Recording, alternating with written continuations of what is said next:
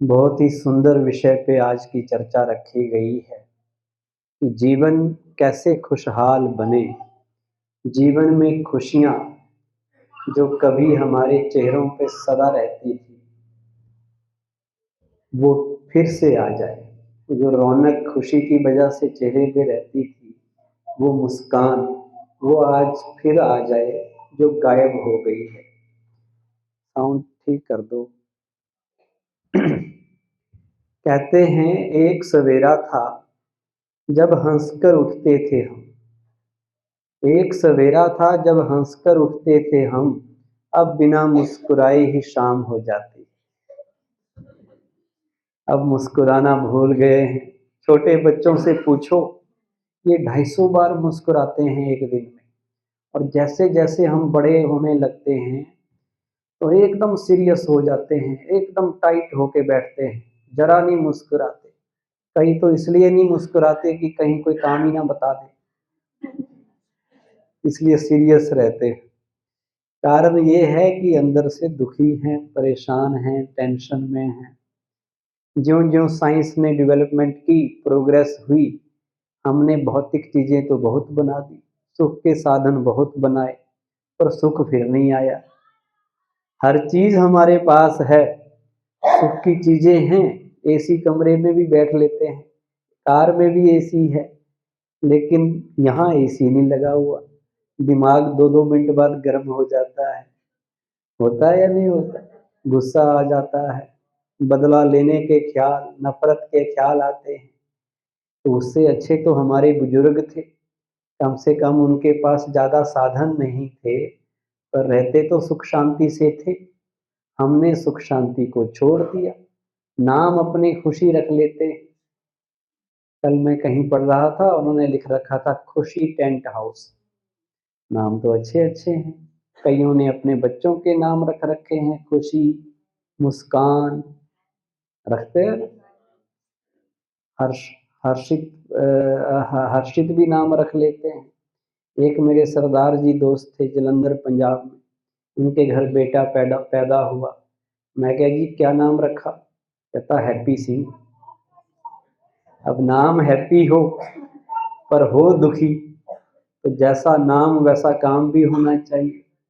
नाम हो शांति और माता जी हाथ में बेलन लेके दौड़ रही है बच्चों की पिटाई करने के लिए, तो भी मजा नहीं है।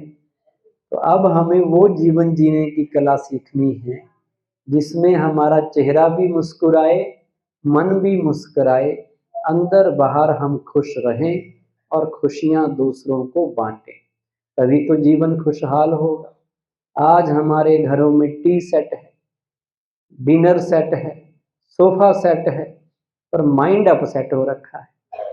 माइंड डिस्टर्ब रहता है। छोटी छोटी बातों पर बिगड़ जाते हैं, उत्तेजित हो जाते हैं, झगड़ा करने लग जाते हैं। तो ऐसा हम क्यों हमारे साथ हो रहा है? इतने कमजोर हम क्यों बन गए? हमारी मन की शक्तियां कहाँ गई? क्या कारण हुआ कि हम आज ऐसे बन गए? सबसे समझदार इंसान 84 लाख योनियों में गाया गया है। उस समझदार इंसान को आज खुशी के लाले पड़ गए हैं। नाम परमानंद है पर आनंद है नहीं, क्योंकि वो ऐसे रास्तों पे चल रहा है जिनकी कोई मंजिल नहीं है। साधनों की अंतहीन दौड़ ने हमारी खुशी का गला घोंट रखा है। कोई भी व्यक्ति उदास, निराश, नाराज चेहरा अपना नहीं बनाना चाहता। रूखा रूखा गमों में डूबा डूबा चेहरा अच्छा लगता है। कौन सा चेहरा अच्छा लगता है मिरर में जब देखते हैं, दर्पण में? मुस्कुराता हुआ ना। जब गुस्सा हो तो चेहरा देखते हैं दर्पण में? कोई फोटो लेने लगे मोबाइल में तो लेने देंगे? कहेंगे भैया बढ़िया वाला लेना जब मैं ठीक ठाक हूँ। तो गम वाला चेहरा ना खुद को अच्छा लगता ना दूसरों को अच्छा लगता। लेकिन अब करें क्या? क्यों नहीं हम जीवन में खुश रह रहे? सबसे बड़ा कारण है हमारी इच्छाएं। सब दुखों का कारण हमारी फालतू की इच्छाएं हैं। जरूरत के मुताबिक जीवन जीना चाहिए, ना कि ख्वाहिशों के मुताबिक। ख्वाहिशें तो बादशाहों की भी अधूरी रहती हैं। है ना। और जरूरतें तो फकीरों की भी पूरी हो जाती है। तो जरूरत के हिसाब से जीवन ना जी के हम जब इच्छाओं के गुलाम हो जाते हैं ना, तो एक चीज आई, फिर दूसरे की इच्छा हुई, फिर तीसरे की हुई, होते होते पहले हम पैदल चलते थे तो स्वस्थ भी रहते थे, फिर देखा कि साइकिल होनी चाहिए तो साइकिल ले ली, फिर देखा कि अब स्कूटर भी होना चाहिए, वो भी ले लिया, फिर कार पे आ गए, फिर बड़ी वाली कार पे आ गए।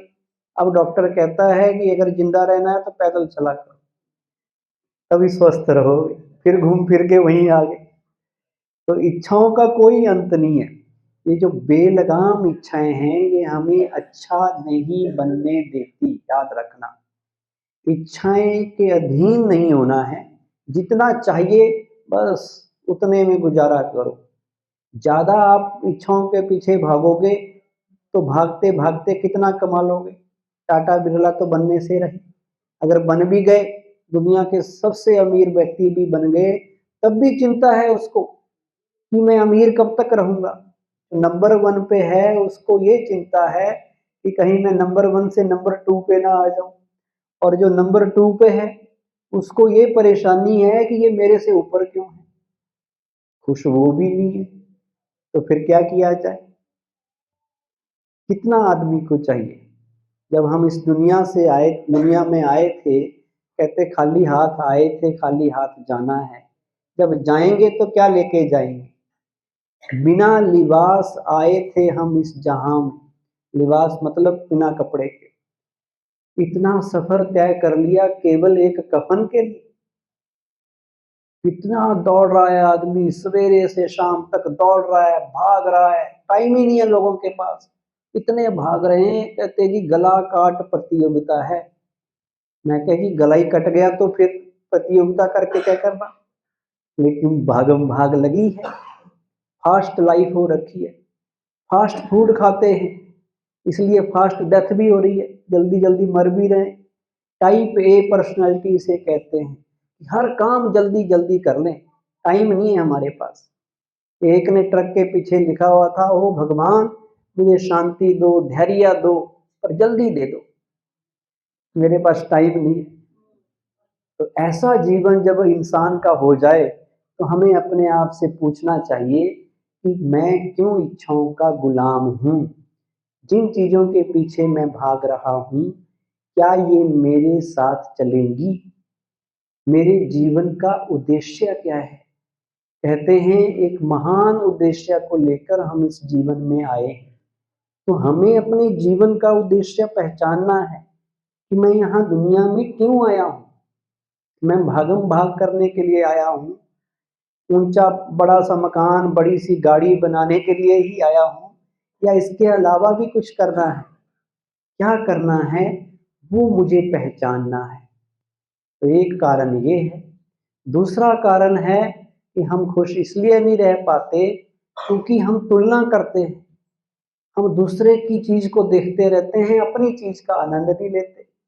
जो भगवान ने दिया है वो हमें कम नहीं दिया, पर हम क्या करते हैं, जो हमें मिला है उसको देखने के बजाय दूसरे के थाली में देखते हैं उसको क्या मिला। और भगवान को कहते हैं भगवान हमारी भी लिफ्ट करा दे, तूने ऐसे वैसे कितनों को दिया है।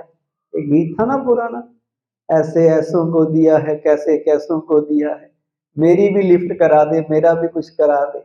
भगवान कहता तेरी लिफ्ट हो चुकी है पहले ही, तुझे मैंने कम नहीं दिया। जितनी तेरी योग्यताएं थी, जितना तुझे चाहिए था उससे ज्यादा दिया। तुम संतुष्ट रहना सीखो, कम नहीं है। पर हमारी आदत ये है जो मिला है उसकी तरफ नजर नहीं देते, उसकी तरफ पीठ कर लेते हैं, और जो नहीं मिला है उसके कारण दुखी रहते हैं।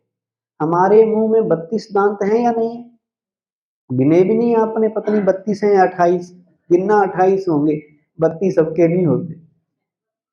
चाणक्य के 32 थे, एक तोड़ दिया था उसने, क्योंकि वो कहते हैं जो 32 होते थे ना, जो बोलता है वही हो जाता है, इसलिए उसने तोड़ दिया था। चलो जितने भी हैं आपने कभी ध्यान ही नहीं दिया। पर आज अगर डेंटिस्ट एक दांत आपका तोड़ दे तो सारा दिन जीभ किसको टटोलेगी, उसी को ही ढूंढेगी। तो ये हमारी फितरत हो गई है, जो नहीं होता ना उसके पीछे भागते हैं। अब आज से ये नियम बनाओ कि जो हमें मिला है उसमें खुश रहना है, जो प्राप्त है मुझे वो मेरे लिए पर्याप्त है, सफिशिएंट है, एनफ है, मुझे ज्यादा चाहिए ही नहीं। गीत सुना होगा आपने पुराना भारत की महिमा का, कि मैं उस देश का रहने वाला हूँ, उस देश भारत देश की महिमा करता है वो, कि ज्यादा की जरूरत नहीं, थोड़े में गुजारा होता है, कुछ और ना आता हो हमें पर प्यार निभाना आता है। हम ऐसे भारत के रहने वाले हैं, हम थोड़े में भी खुश रहना जानते हैं। पैसा सुख नहीं देता, लालच सुख नहीं देता, थोड़े में भी जो संतुष्ट रहता है वो सुखी है। मुंबई में झोपड़पट्टी होते हैं ना, तो वहां उसके किनारे पर कुछ बच्चे, गरीबों के बच्चे जिनके पास कपड़े भी नहीं थे, वो कागज के ढेरों को कुरेद रहे थे। तो एक फॉरेन के फोटोग्राफर ने उनका फोटो लेने लगा, तो एक देशभक्त आ गया, कहता मैं तुम्हें फोटो नहीं लेने दूंगा। कहते क्यों? कहते तुम भारत की गरीबी को कैमरे में कैद करते हो और बाहर जाके ये फोटो भेजोगे, कहोगे भारत बड़ा गरीब देश है। उसने कहा नहीं, मैं भारत की गरीबी को कैमरे में कैद नहीं कर रहा, मैं तो भारत की मासूम मुस्कुराहट को कैमरे में कैद कर रहा हूं। हमारे देश में तो कोई मुस्कुराता ही नहीं है। मैं अपने देश वालों को बताना चाहता हूं इस फोटो से कि भारत में गरीब भी मुस्कुराता है।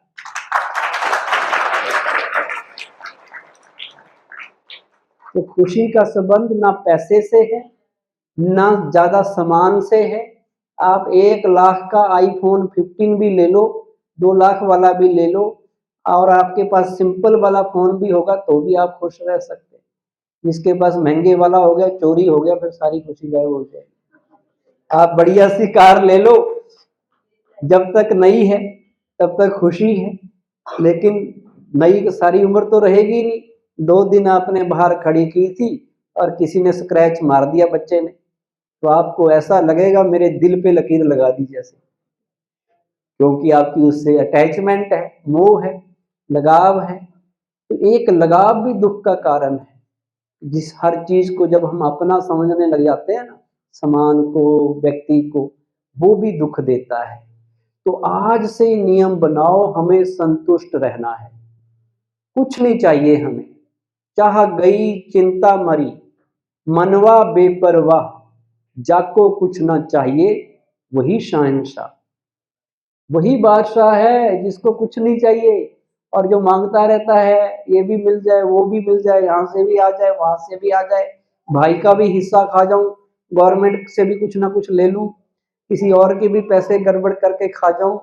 वो भिखारी है, वो राजा नहीं है। इसलिए संतोष धन जीवन में लाना है।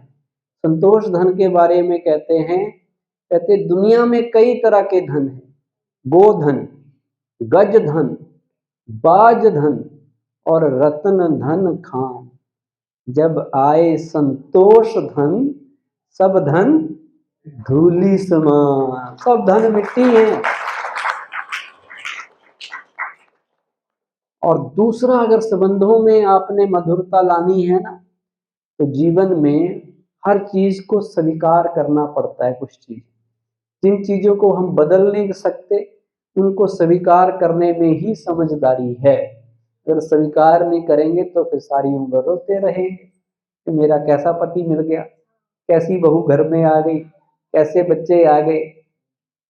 अब कुछ चीजें हैं जिन्हें स्वीकार करना ही पड़ता है और उनके साथ एडजस्ट होके चलना पड़ता है, तो संबंधों में मधुरता रहती है। नहीं तो हमेशा कड़वाहट रहेगी, हमेशा लड़ाई झगड़ा होता रहेगा। और कभी किसी को सुधारने की कोशिश ना करो, किसी को कंट्रोल, नियंत्रण करने की कोशिश ना करो संबंधों में खासकर, क्योंकि जिसको आप बोलेंगे ना वो आपसे दूर भाग जाएगा। कोई भी आदमी बदलना नहीं चाहता दूसरे के कहने पे।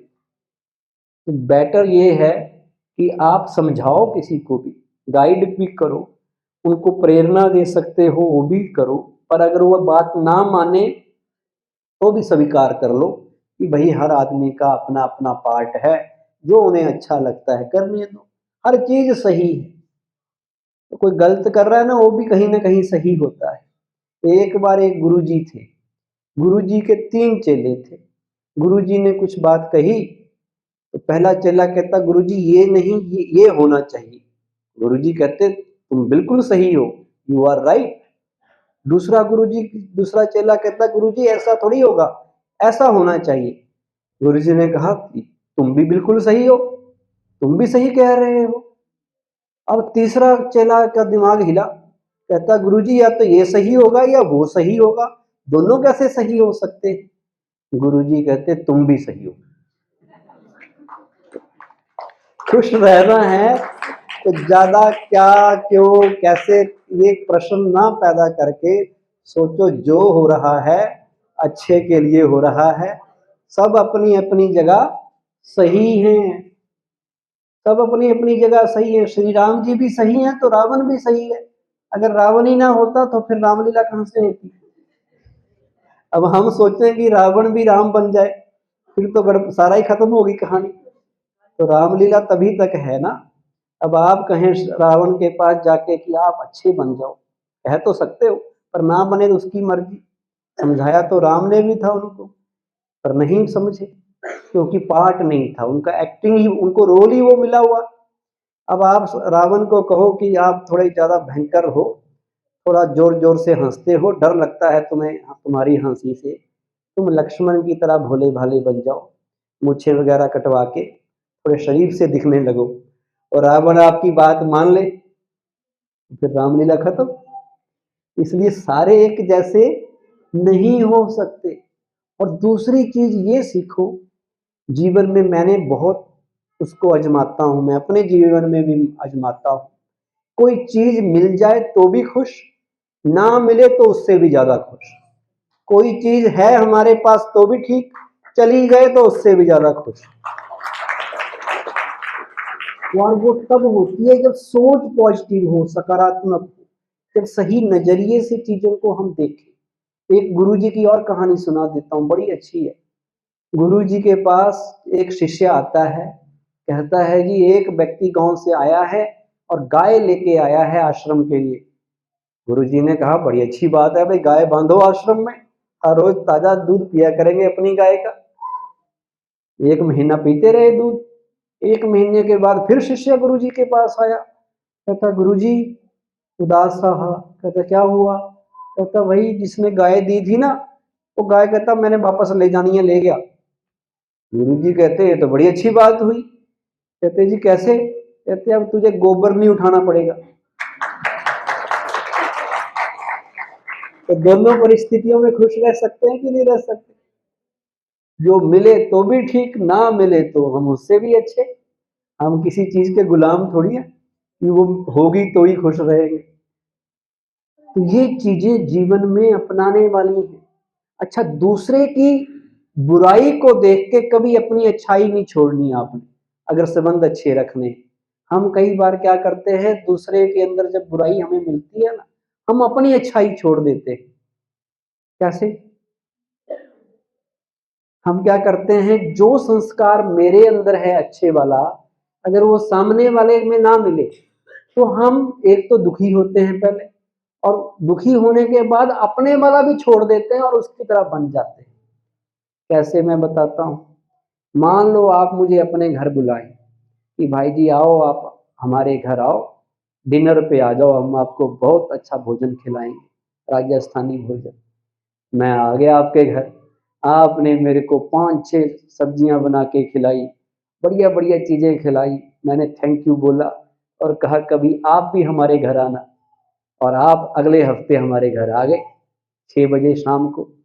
मैंने कहा चाय तो पी के आए होंगे ना। तो आपने कहा हाँ जी। और डिनर, डिनर की तो मैंने बात ही नहीं की, क्योंकि वो तो 10 बजे करूंगा मैं।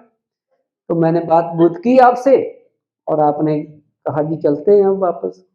मैंने ना चाय पिलाई ना खाना खिलाया, और आप वापस आ गए। अब आपके दिल को दर्द हुआ कि देखो मैंने इनके खातिर क्या नहीं किया।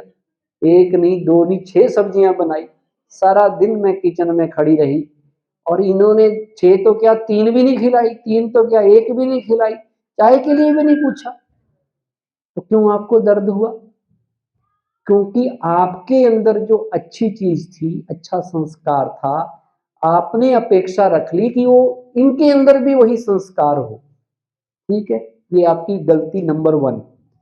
अच्छा, अब अगले साल मैं फिर आपके घर आया, अब आप मेरे को कितनी सब्जियां खिलाओगे?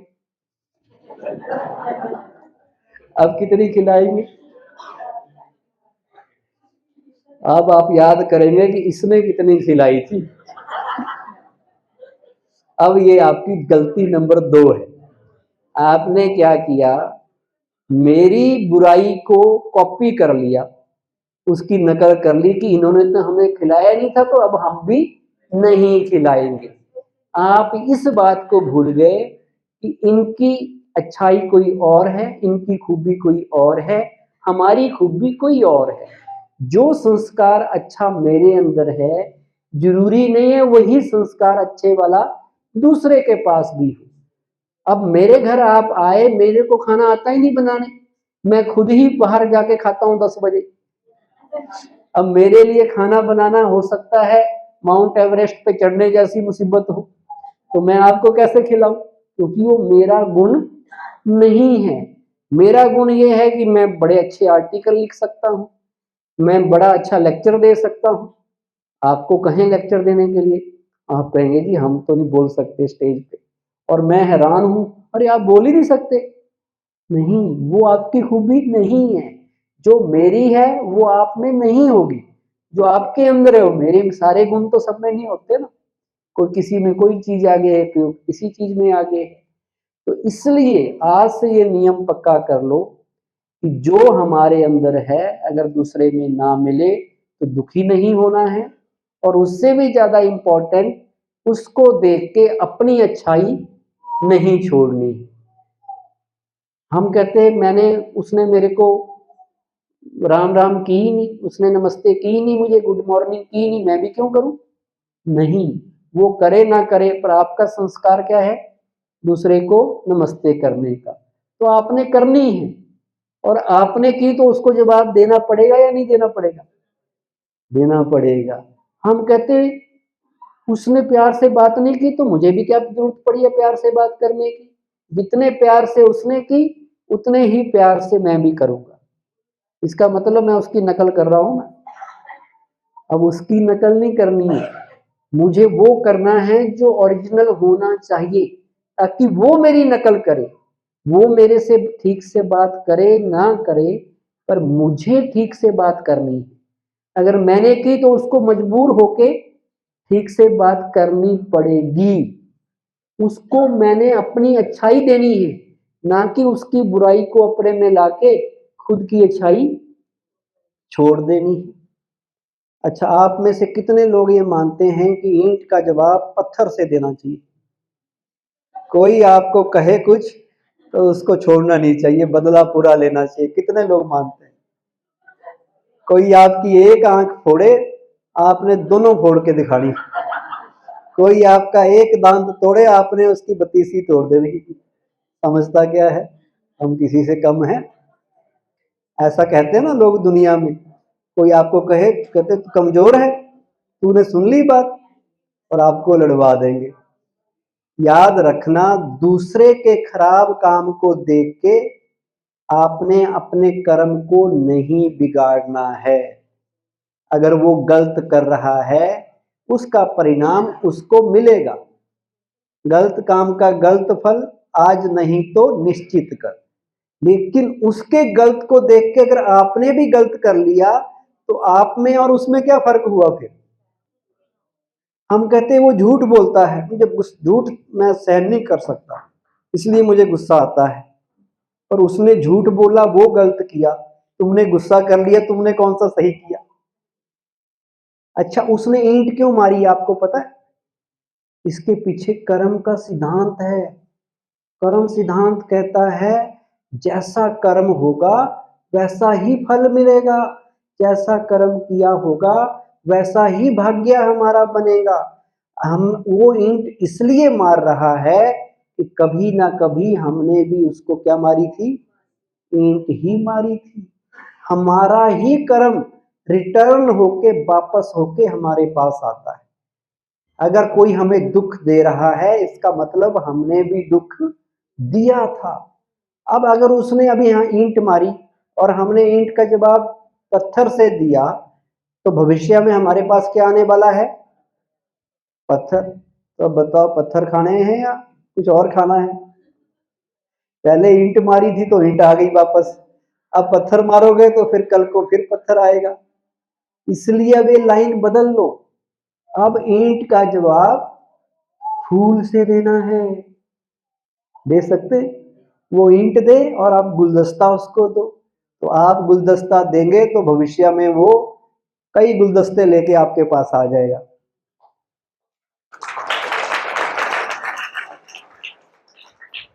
हम कहते हैं उसकी वजह से मुझे दुख मिल रहा है, किसी की वजह से दुख नहीं है, मेरे कर्म के लिए मैं खुद जिम्मेवार हूं, दूसरा मेरे कर्म का जिम्मेवार नहीं है। उसका कर्म उसके साथ, जैसा वो कर्म करेगा वैसा उसका भाग्य बनेगा, उसके कर्म से मेरा भाग्य नहीं बिगड़ सकता। अगर मेरा भाग्य सही नहीं है, मेरे पास दुख आ रहा है, समस्या आ रही है, तो उसका जिम्मेवार मैं खुद हूं। मैंने कभी गलत किया था, वापस आ रहा है। अब तरीका ये है कि अब वर्तमान में अच्छा करूं। अगर मैंने पास्ट में पूर्व में गलत किया है वो मेरे पास आएगा जरूर। अब उसका तरीका है कि अब मैं अच्छे कर्म करूं और दुआएं इकट्ठी करूं, दुआओं का खाता बढ़ाऊं।